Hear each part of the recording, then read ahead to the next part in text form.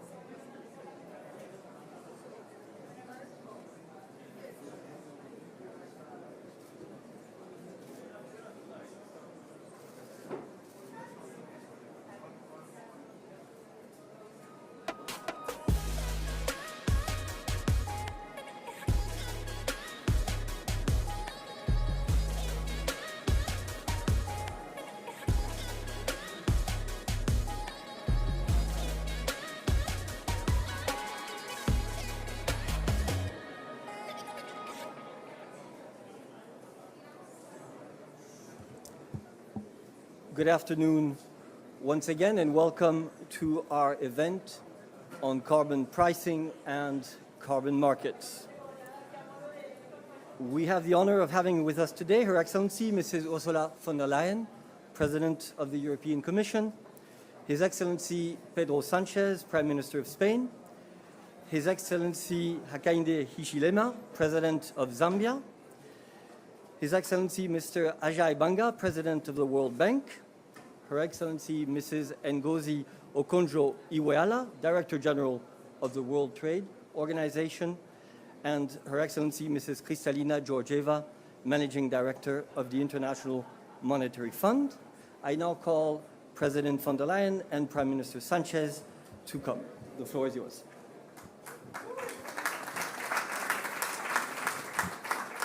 Thank you very much.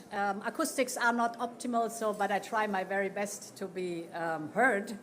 Prime Minister, dear Pedro, Mr. President, what a pleasure to have you here. Excellencies, ladies and gentlemen, ministers, a pleasure to welcome all of you here in our pavilion. We all know if we want to keep global warming below the tipping point of 1.5 degrees, we need to cut global emissions. And there's a way to cut emissions while fostering innovation and growth. Put a price on carbon. It is a market-driven instrument, and the message is very clear. You are polluting, you must pay a price. You want to avoid the payment, well, then innovate and decarbonize. Carbon pricing nudges the private sector towards innovation. It makes heavy polluters pay a fair price. And the revenues can be reinvested in the fight against climate change, in innovation, and in a just transition. This is not only one of the most powerful tools in our hands, it is also one of the most trusted and the most tested. Governments in all continents have embarked on a similar journey. Countries like Zambia, who are joining us today, but many more from Canada, to China, to New Zealand, to Kazakhstan. What brings us here today is our resolve to boost a global movement.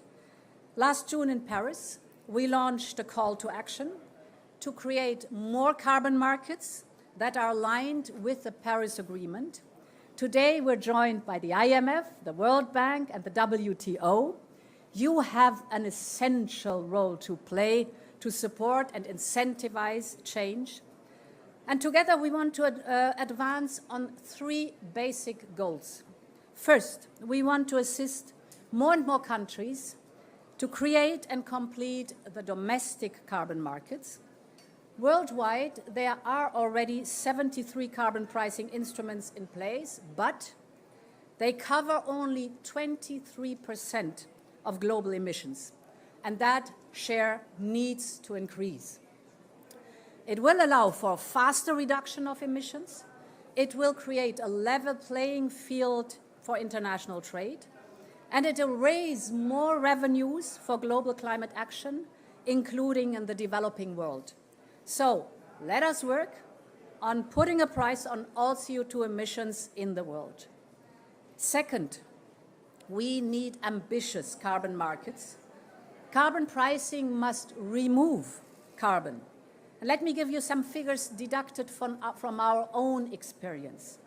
In those 18 years since the European Union introduced carbon pricing, emissions covered by our system went down by 40%, while the economy was growing, and we have raised over 175 billion euros in revenues, and these are going exclusively into climate action and in innovation and to developing countries.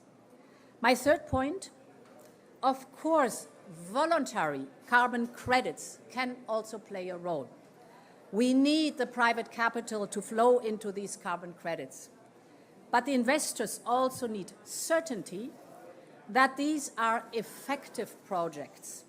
And that's why we need common standards for projects that reduce emissions. We also need private money to flow into projects that enhance biodiversity. Zambia and Kenya, for example, have vast forests, and you deserve that you should be rewarded for keeping them alive. That is of utmost importance. And here too, credits, let's call them nature credits, can play an important role. COP28 is an essential moment to advance towards these three goals. Our aim is to establish the framework for international cooperation and to set a robust benchmark for carbon credit markets. We need diplomacy to bring more countries on board. We need openness to recognize that different countries may set up different kinds of carbon markets. And we need consistency to make sure all efforts contribute to the fight against climate change. No country can do it alone. No institution can do it alone. Today, we are joining forces to bring all the expertise to the table to give carbon pricing and carbon market the push they deserve. Many thanks.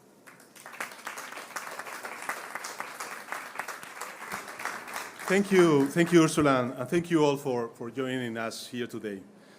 As Ursula has said, I think that this COP provides a historic opportunity to break a new path of increased ambition and international cooperation, an opportunity to overcome climate action implementation challenges in line with both science and equity to ensure that the spirit of Paris lives on.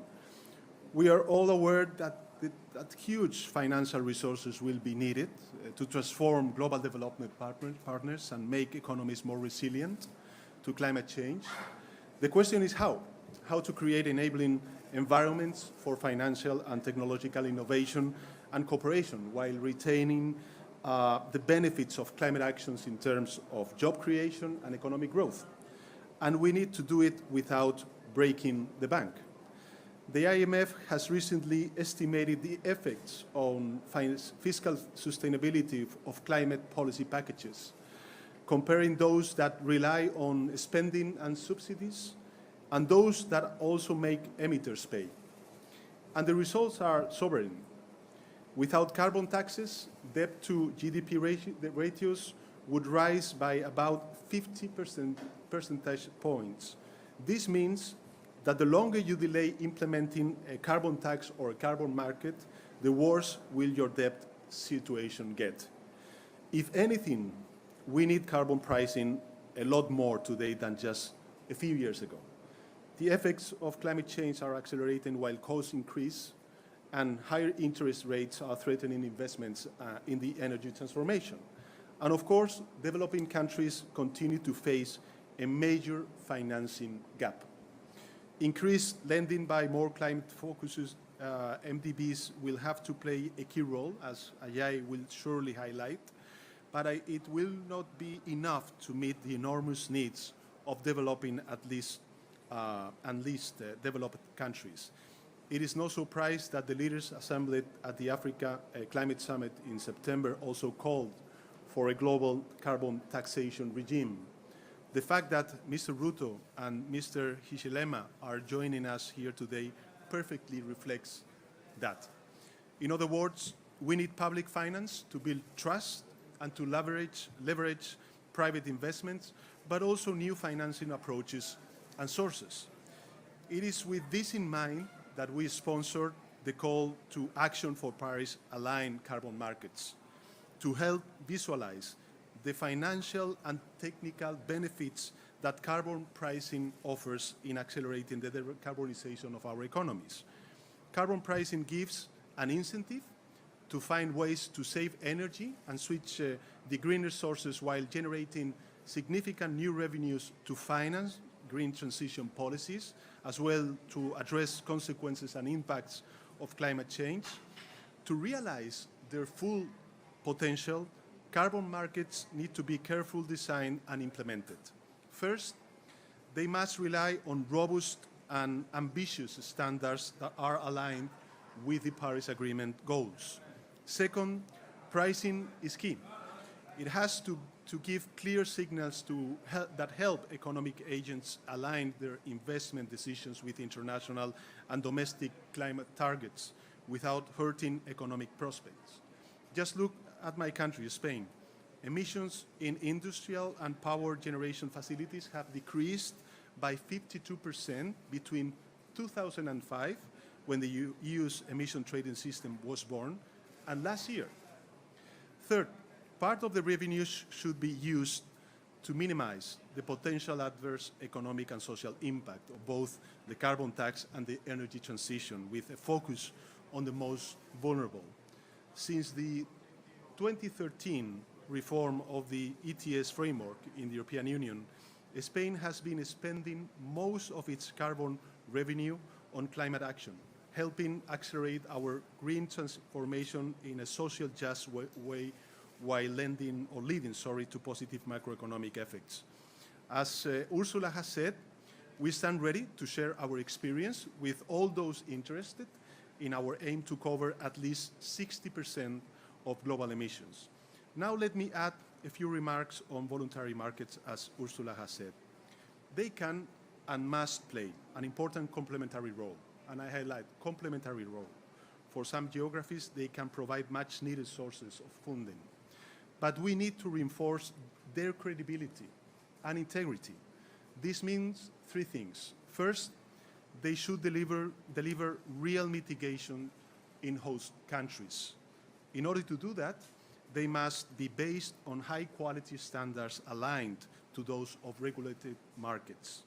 Second, participants should prioritize the reduction of emissions across their value chain, ensuring that the use of carbon credits for offsetting purposes is preserved for residual and hard-to-abate emissions.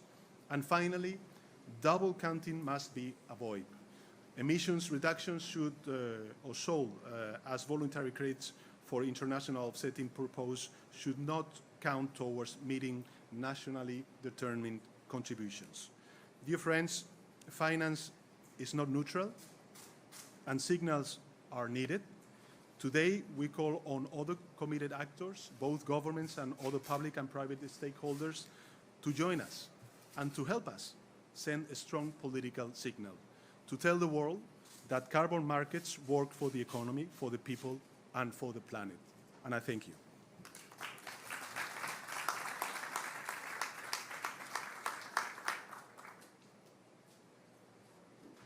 Thank you very much to both of you, and I now call on President Hichilema.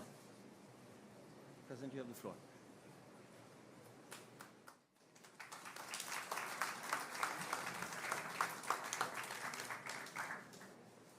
I should?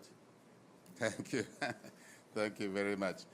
First, let me just acknowledge the excellencies that are here, President EU and my colleagues, World Bank, IMF, and Madam Gozi there, and my colleagues who are panelists as well. Let me just thank the EU for this initiative to have this conversation. It's a very important conversation, and for inviting us, Zambia, to participate in this very, very worthwhile exercise, and extremely essential for us to make rapid progress. Let me set the context first.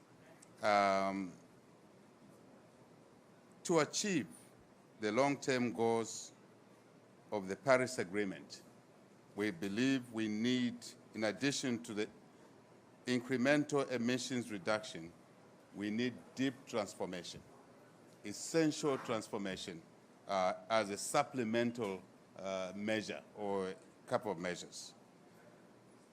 We must remember that our economies at the moment must conform, are not conforming, and must conform to be what we call low carbon emitting economies going forward. It's very important. The transformation will require substantial reallocation of capital. Capital that is available today, capital that we need to mobilize going forward. And I think it's important that the economies that are less developed then get a fair share of the allocation of that capital, which is available to us for this exercise, for this very important, if you like, commitment. We need to reduce emissions, yes. We need to put in place the infrastructure that will avoid locking in future, high emission activities. So we nip them in the bud, so to say, for lack of a better word. I think it's essential that we do that. We also need, yes, we talk about markets, carbon markets, we talk about pricing. I think that's not enough. We do need to have structured, clearly structured markets, steps that are required to reach or to operate in those markets. And the issue around pricing becomes extremely important. And I think it's important that this is taken seriously, because in the countries where we are, today you receive a proposal for a carbon project. You don't know how to respond to it. Clearly, it is delaying the processes. It is also possibly leading to suboptimality along the way, and will not allow us to achieve the intended objectives. So, that takes me to the next issue. What should be done? What should we do in order for us to effectively participate in the carbon markets and generate the carbon financing or support the generation of the carbon financing for this transformation? Number one, I already mentioned, structured markets. Very, very essential. Deepen these markets. I'm talking about what you're already doing. We need to domesticate that in our own countries, to replicate, if you like, what you're doing in our own countries. And the pricing comes with it, obviously, but the instruments must be very clear. I think that's the message I'm giving. Structured markets, pricing, how do we get there? How do we look at a project that comes on the way? How do we assess it? We need what I call a walking path. I think it will be very helpful if we can get that cleared. Very essential to all of us. Number two, we need institutional and technical capacity to be able to allow us to just manage this new field. We have set up a Ministry of Green Economy ourselves, but this is the first time the ministry has been set up. It's learning. They have to benchmark. I think you are the basis. The nations of the North are the basis to assist us to benchmark so we can avoid reinventing the wheel, losing time, and therefore being wasteful in the resource envelope that is always limited. So we believe that institutional technical capacity support strengthening around the carbon markets and pricing is very important. Number three, it is important to articulate the array of benefits. As we engage, we, the developing countries, we define the markets, how to price, how do we cascade these benefits to the communities who are usually the poorer sectors of our own societies? How do we convince these communities that depend on the forests and do negative things that damage the environment and climate? How do we pull them in quickly to get a buy-in from them? Because we are able to illustrate, we're able to indicate to them that this is the block of what is available. If you move from these negative activities today, which you are engaging in, which are damaging the climate, and we move this way, this will be the return to you. This will sustain your livelihood. I think these are the three key things that I wanted to share with the platform today. In conclusion, really, COP28 should deliver and conclude on the mechanics of compliance to carbon markets. This is said to be a COP of action, a COP for action. And we're glad to hear some of the announcements that were made in the opening session there, that at least we're getting commitment on climate financing, 30 billion to start with. But here are also areas that are required to be checklisted in our action plan to make sure that the structuring, the pricing of the markets, and then devolving into the benefit structure. Because if the communities don't see the benefits clearly, they will resist, they will cheat. They will probably do things such as what sometimes Africans do. They'll say yes when they're looking at you, but they mean no. And they will continue doing negative things. So I think that's the issue. That's our message. Let's work together. We are committed, fully committed, as leaders, as governments, and then we can use that to pull our people along, committed to this approach, because there is no option to this approach. Thank you for your attention.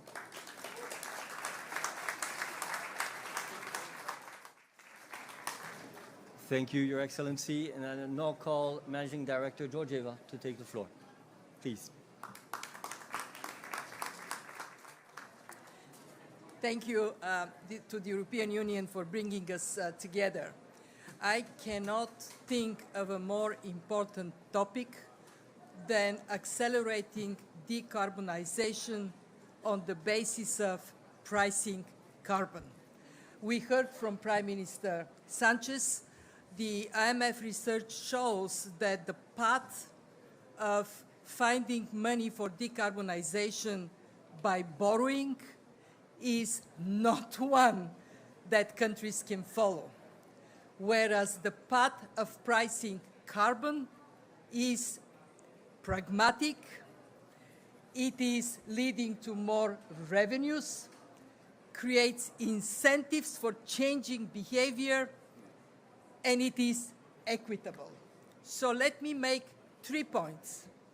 One, is it possible for us to decarbonize fast enough without pricing carbon? The answer is no. We have studied that, and it is conclusively that pricing carbon is necessary for speed of transformation. Second, at what level should carbon be priced?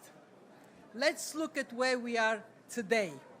As we heard from Ursula, we have just close to 25% of emissions covered.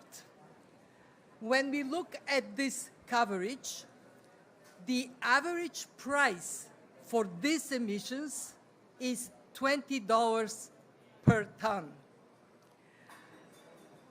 Where should we be by 2030 if we want to keep 1.5 degree alive?